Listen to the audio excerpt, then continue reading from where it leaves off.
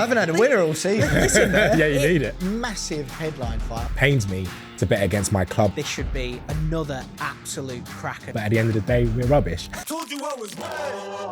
Welcome to Weekend Wager, where every Friday afternoon we use in-depth stats and razor-sharp analysis to unearth the best value bets from the upcoming sporting weekend. I'm Will Pugh, and helping me this week is football broadcaster Tony Afoki and a man whose middle names are betting and expertise. It's Betfair's Sam Rosbottom. Sam will be judging which of our punts are most on the money and, of course, revealing some hidden value wagers of his own. So don't forget to like this video, subscribe to the channel and let us know what you think of our bets in the comments.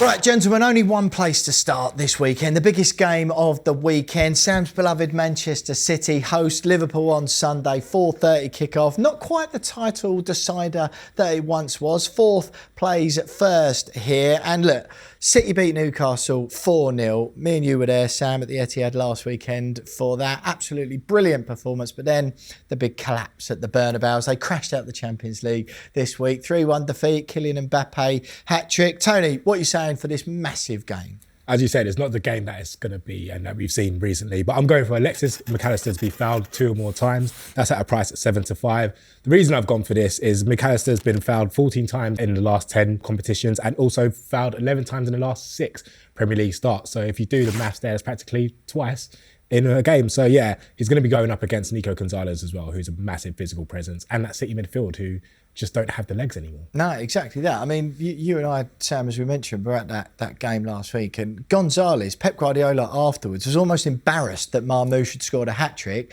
because he was saying, oh, he's going to get all the headlines. But Nico Gonzalez was absolutely amazing. He called him the mini Rodri. Yeah, I don't know about mini. I mean, the guy's pretty big, isn't he? You know, he's a bit of a unit in midfield. Big physical presence, like you said, Tony. Obviously, ran the show against Newcastle. Very difficult night against Real Madrid, though. But I think he could be key in this game against Liverpool. Yeah, absolutely. To be fair, it's a very difficult night for yourself, all your fellow fans and all of your players, to be fair. Look, I am going less than 2.5 goals in the game, 15-8. I know it's a little bit dull, and it's one of those, it's not a 90-minute bet either, which I don't normally like. It could be all over after 20 minutes. But a little bit of insight from you before the show, Sam, got me thinking this one that it might be a bit of an omen. This is the first time in 15 years that Liverpool are favourites to win at the Etihad. And the last time that happened, in 2010, the game finished 0-0. Like loads of football fans up and down the country, I'm used to sort of looking forward to these games, getting all caught up in the hype as Sky Sports or TNT are trying to build it up and make us feel that it's the most important thing ever to happen. I've done that a few times now, and I've learnt my lesson, because the last 3 times these two teams have come up against each other, there has been less than 2.5 goals in the game. And you always kind of sort of leave afterwards being a bit disappointed, feeling like they've cancelled each other out. I think the last time these two played, December 2024, Liverpool won 2-0 at Anfield. The time before that, it was 1-1 at Anfield, March 2024. And Manchester City won, Liverpool won the last time they met at the Etihad in the Prem. Tony, do you feel the same way as I do? I'm just, now when they try and get me excited about this game, I'm like, no, I'm not having it. No, you know what? I low-key do. This is not the Liverpool City we once saw, where it used to be first versus second, who's going to win this practically wins the title. And so I don't think there's going to be a lot of goals in there. I just don't see, even though City did demolish Newcastle the other day, they're not scoring as much as they used to. And this Liverpool side, even though they're probably going to win the league, and it pains me to say as a United fan, I just don't feel like they're going to go to the Etihad and dominate as much as we think they're going to. So I think it could be a tight-knit game.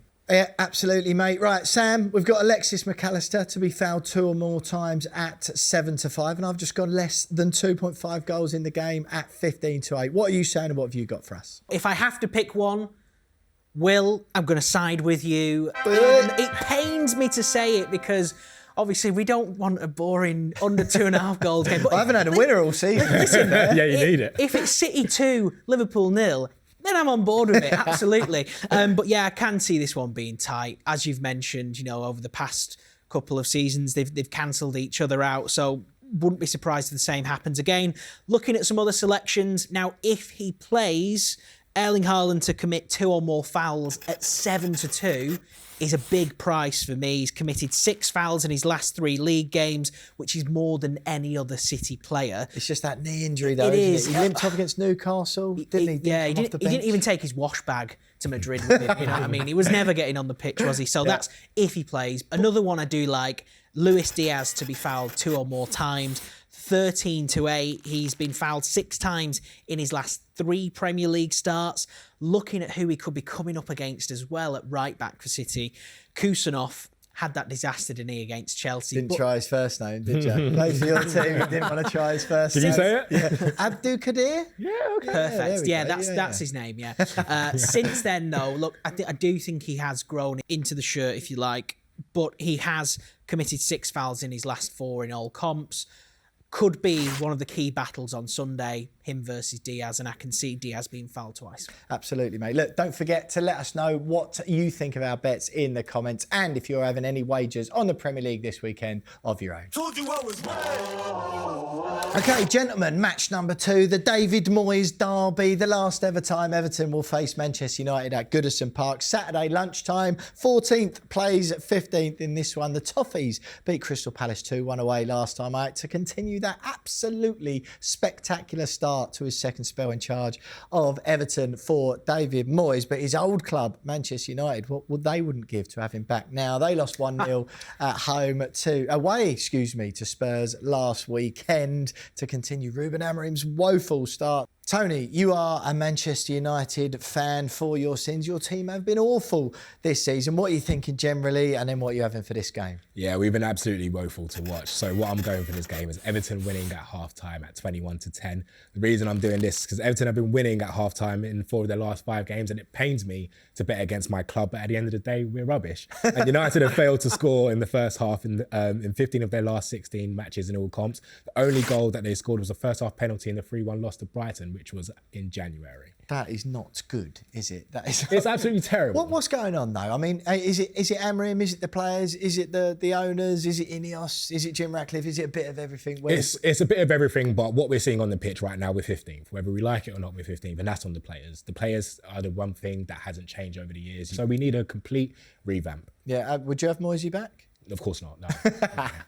Honestly, delusional. Listen, I personally, as we all know, would build a statue of David Moyes outside London Stadium immediately. Therefore, I'm just going nice and simple with this one. Everton to win 13-10. David Moyes has won his last 2 Premier League home matches versus Manchester United, beating them 1-0 and 2-0 with West Ham in 2023. He also won his last home league game against United in his first spell in charge of Everton, beating them 1-0 in August 2012. And quite simply, Everton have won 4 of their last 5 Premier League games, which is more wins than they had in their first 20 games of the season. Everton are so good, are they not, Sam? Well, Everton great at the minute under David Moyes. They start fast as well. Last time on the show, I said Manchester United are absolutely terrible. And in the 7 days since then, nothing has happened to change my mind. You did call it against Tottenham, to be fair. Manchester United are still terrible. So you're just enjoying getting to say that. Yeah, I can imagine. Listen, it's been a heavy week for me, all right, with my team. Listen, so Tony's going Everton winning at half-time, 21-10. I've just gone Everton to be winning at full-time at 13-10. Which one of those do you like? What have you got? Yeah, I like both of them. I can see both landing, to be completely honest with you, but just purely from a price perspective for the better odds, I'm going to side with Tony on this one. Everton have been starting games on fire, haven't they? And United's record in the first half, as you said, is terrible. Equally, something else that I like, Beto is a completely changed player. Man transformed, isn't he? Under David Moyes. I know it's cliche, but he's like a new signing for them, isn't he? I mean, what's really he got? Is cliche. A goal every a goal every 88 minutes. He scored 4 in his last 3 league matches, a shot conversion rate of 40% under Moyes. So I'm going to go Beto to have 2 shots on target at 2-1. He's had 2 shots on target in 3 of his last 4 games. And I think that's a nice price for a bet builder as well. Yeah, absolutely. He really does. He sort of implicitly implied, didn't he, that he's having an absolutely amazing time and loving playing under David Moyes, whereas perhaps he wasn't enjoying it as much under Sean Dyche. So I don't hate that one at all, Sam. Look, as always this weekend, if you're having a bet, please play responsibly and take time to think. Visit begambleaware.org. Told you I was Right, there's only one place to look for those punters up and down the country who fancy a bet on something that isn't football this weekend, and that is to Saudi Arabia and Riyadh. Sam, you did have the winner last week on the racing, but for 1 week and 1 week only, we're doing away with the horses. We're looking to Saudi Arabia. Now, massive headline fight, Artur Beterbiev versus Dimitri Bivol. What are you having? Well, if this is anything like October's fight between the two of them, this should be another absolute cracker, shouldn't it? Beterbiev favourite 8-11, Bivol 11-10. So the draw at 16-1 could be interesting here, because the last bout between the two was just one round away on the judges' scorecards from being a draw. Yeah. Obviously, two judges scored in favour of Beterbiev. The other one called it a draw. So it was a really, really tight bout. Look, I think dipping into the method of victory market, I'm looking at Beterbiev by knockout in this one at 9-5. And the reason why I like this one is because the guy is a knockout monster. He's got a 95% knockout ratio, which is insane. Obviously, going into the bout in October, he was coming off the back of an injury. He hadn't fought for a while. He's in a much better place now coming into this one, much more prepared. Look, don't get me wrong. Bivol as well is a top-class fighter, but I just think in this one, Beterbiev will have that extra little bit more, and we could see some real firepower from him. Looking at some of the other odds in that market, Beterbiev, if you think he'd go all the way and he can win decision, Beterbiev 11-4, Bivol by decision 13-10, Bivol knockout, TKO, DQ 9-1. Told you I was Well, that's it for this week's episode of Weekend Wager. Make sure you give this video a like. Let us know what you think of our bets in the comments, and subscribe to Sunsport's YouTube channel to make sure you never miss an episode. Follow Sunsport and Sunfootball on socials for all your latest clips and news, and we'll see you back here next week. As always, if you're having a bet this weekend, please play responsibly and take time to think. Visit begambleaware.org.